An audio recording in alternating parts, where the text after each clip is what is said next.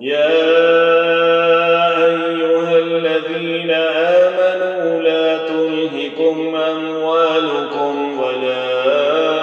أولادكم عن ذكر الله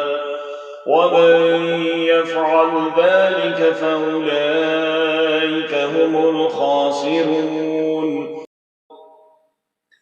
وأنفقوا مما رزقناكم من قبل أن يأتي أحدكم الموت فيقول رب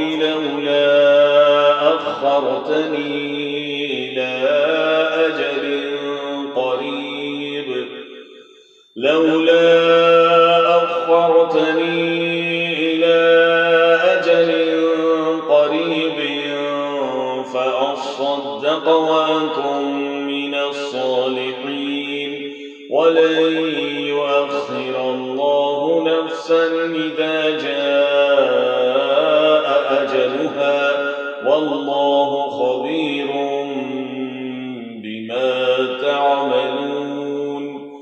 صدق الله